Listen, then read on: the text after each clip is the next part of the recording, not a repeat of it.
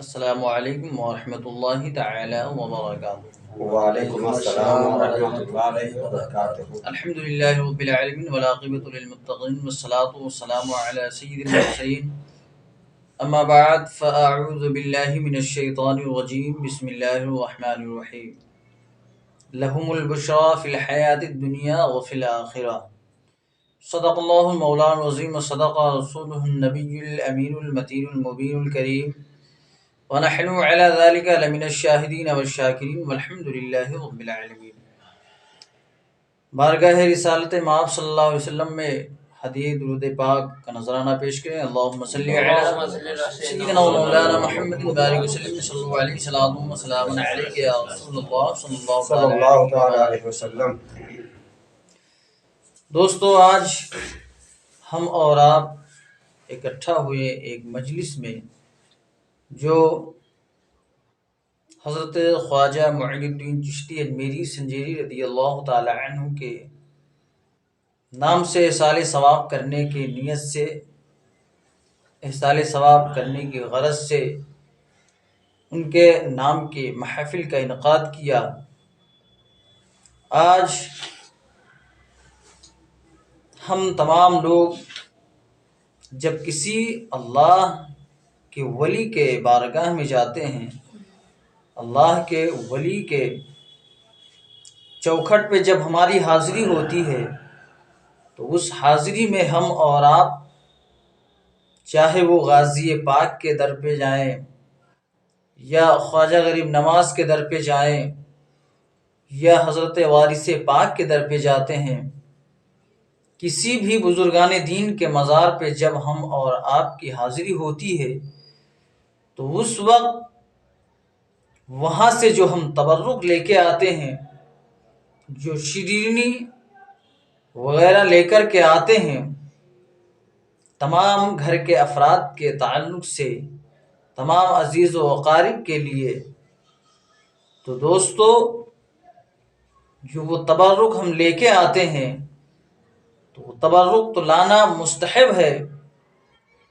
جائز ہے، لیکن مسلمانوں کبھی ہم لوگوں نے غور نہیں کیا کہ جب ہم اللہ کے ولی کے مزار پہ جب ہم حاضر ہوتے ہیں تو اس وقت خیال نہیں کرتے کہ ہم جس ولی کے بارگاہ میں آئے ہیں، جس ولی کے دربار میں آئے ہیں، ہم اس ولی کے تعلق سے ایک کتاب خرید کر کے لے جائیں، ان کے حالات زندگی کے تعلق سے، ان کے حالات ہم جب کتابوں کے ذریعے سے پڑھیں گے تب ہماری جانکاری میں اضافہ ہوگا، تب ہم جا کر کے معلوم کر سکیں گے کہ جس بزرگان دین کے مزار پر ہماری حاضری ہوئی ان کے تعلق سے جانیں گے کہ ان کا مرتبہ کیا ہے، ان کی شان کیا ہے، اللہ تبارک و تعالی نے انہیں کیا مقام عطا کیا ہے۔ لوگوں، آج ہم اور آپ صرف ان کے گنبد کو دیکھ کر کے، ان کے چوکھٹ پہ حاضری دے کر کے، ان کے در کے خیرات ہم کھا کر کے، ان کے در کے صدقے ہم کھا کر کے صرف ہم اور آپ یہی رہ گئے۔ ہم اور آپ کے درمیان تعلیم کے تعلق سے کچھ حصہ باقی ہی نہیں ہے جو ہم تعلیم و تربیت کے تعلق سے جائیں۔ زندگی کے حوالے سے ہم اور آپ کب معلوم کر سکتے ہیں؟ جب کسی اللہ کے ولی کے تعلق سے ہم کتاب پڑھیں گے تب ہماری جانکاری میں اضافہ ہوگا، ان کے حالات زندگی کیسی تھی، ان کے حالات زمانے کیسے تھے، جو انہوں نے زمانے گزارے، تو ان کے حالات زندگی کے تعلق سے بھی تو معلوم ہونا چاہیے ہم اور آپ کو۔ آج ہم خواجہ غریب نواز علیہ رحمت و رضوان کے تذکرے ہم اور آپ ان کے نام کے محافل کرتے ہیں تو ان کے حالات زندگی کے تعلق سے ہمیں کچھ معلوم ہے کہ ان کی پیدائش مبارک کب ہوئی، ان کی ولادت کب ہوئی۔ آج ہم جس مبارک تاریخ میں ہم ان کے نام کے محافل سجائے ہوئے ہیں لوگوں، آج کی تاریخ میں ان کی وفات ہوئی۔ ان کی پیدائشی تاریخ 14 رجب المرجب اور 533 ہجری اور مطابق 1142 عیسوی میں ان کی پیدائش ہوئی، ان کی ولادت ہوئی، اور ان کا وصال مبارک بھی اسی 6 رجب المرجب کو ہوا، اور 633 یا 37 عیسوی میں ہوئی۔ ان کے حالات زندگی کے تعلق سے معلوم ہونا چاہیے ہم اور آپ کو۔ ان کے صاحبزادے کتنے تھے، ان کی صاحبزادیاں کتنی تھیں؟ ان کے صاحبزادے 2 تھے اور ان کی صاحبزادی 1 تھی۔ ان ساری چیزوں کے تعلق سے ہمیں کب جانکاری ہوگی؟ جب ان کے حالات زندگی کے تعلق سے ہم کتابیں پڑھیں گے، معلوم کریں گے، تب جا کر کے ہمیں معلوم ہوگی۔ کیونکہ خواجہ غریب نواز علیہ الرحمت و رضوان کا ایک واقعہ ہے، انہوں نے اسلام کیسے پھیلایا، ہم تک کہ اسلام کیسے پہنچا۔ جب ان کا دور تھا، ایک بادشاہ تھا، اس بادشاہ کے آبادی کے افراد، آبادی کے بغل میں ایک اس کا خوبصورت باغ تھا، جو اس باغ میں ایک بہت بڑا صاف و شفاف پانی کا حوض تھا۔ جب اللہ کا ایک ولی کا گزر جب اس باغ کے قریب سے ہوتا ہے، جب وہ اللہ کا ولی دیکھتا ہے کہ اس خوبصورت باغ میں ایک خوبصورت حوض ہے، جب وہ اللہ کا ولی دیکھنے کے بعد حوض کے پاس گئے اور اس حوض میں انہوں نے غسل کیا۔ غسل کرنے کے بعد اللہ کی عبادت و ریاضت کی۔ اللہ کی عبادت کے بعد پھر اللہ کے ذکر و اذکار میں مشغول ہو گئے، اللہ کے وحدانیت میں مصروف ہو گئے، یہاں تک کہ جب بادشاہ کے آنے کی خبر ہوئی، وہ اللہ کا ولی وہیں بیٹھا تھا، اللہ کا تذکرہ کر رہا تھا، اللہ کی بڑائی بیان کر رہا تھا، ذکر و اذکار میں مشغول تھا۔ جب اس باغ کے جو سپاہی پہرے دار تھے، جب انہوں نے دیکھا کہ عنقریب بادشاہ کی آمد ہو رہی ہے، بادشاہ جب باغ میں پہنچا تو بادشاہ کی نظر جب اس درویش پر پڑتی ہے، سپاہیوں سے حکم کرتا ہے کہ اے سپاہیوں، اس درویش کو، اس قلندر کو کس نے اندر آنے دیا ہے؟ کس نے حوض کے پاس جانے دیا ہے؟ کس نے بیٹھنے کے لیے جگہ دی؟ جب اتنا ہنگامہ، اتنا شور سنا، سارے سپاہی سہم گئے۔ پھر اس نے حکم دیا کہ اس درویش کو، اس قلندر کو اٹھا کر کے میرے بارگاہ میں لاؤ۔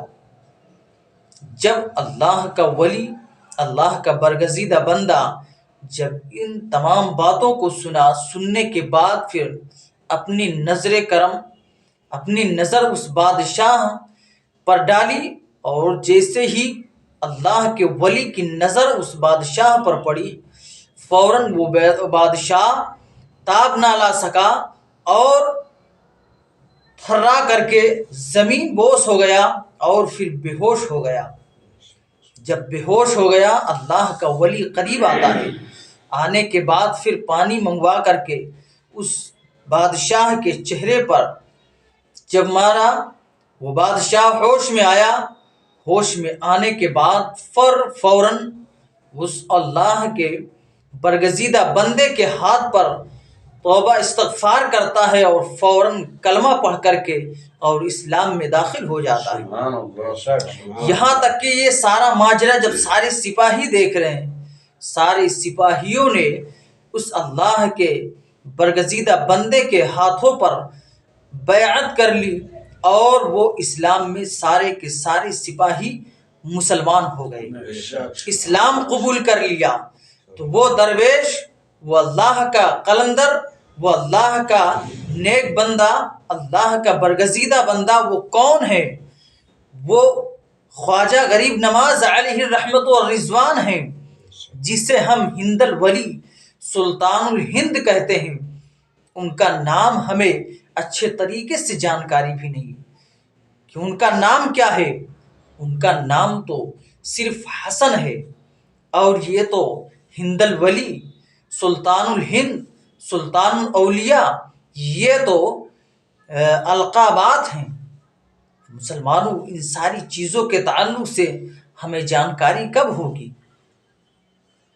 جب ہم ان کے حالات زندگی کے تعلق سے جب ہم کتابیں پڑھیں گے، تب جب بھی ہماری حاضری ہو ان کے در پر، اللہ کے ولیوں کے بارگاہ میں جب بھی ہم حاضر ہوں، تو اس اللہ کے ولی کے تعلق سے کتابیں لیں، کتابیں خریدیں، ان کے حالات زندگی معلوم کریں کہ ان کی زندگی کیسی گزری ہے، اللہ نے انہیں کیا عطا کیا ہے، کیا شان و شوکت عطا کی ہے انہیں۔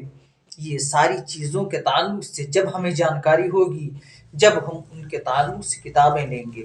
مسلمانوں، آج ہم صرف ان کے در پہ جاتے ہیں، ان کا گنبد دیکھتے ہیں، اور وہاں کے شیرینی جو بھی کھانے والی اشیاء ہوتی ہیں، وہ ساری چیزیں ہم لے کر کے آتے ہیں اپنے گھر پہ، لیکن ایک کتاب نہیں خرید سکتے کہ ہم کتابیں لائیں اپنے گھر میں۔ جب ہی ہمیں موقع ملے ہم اس کتاب کو اٹھا کر کے اور ان کے حالات زندگی کے تعلق سے معلوم کریں۔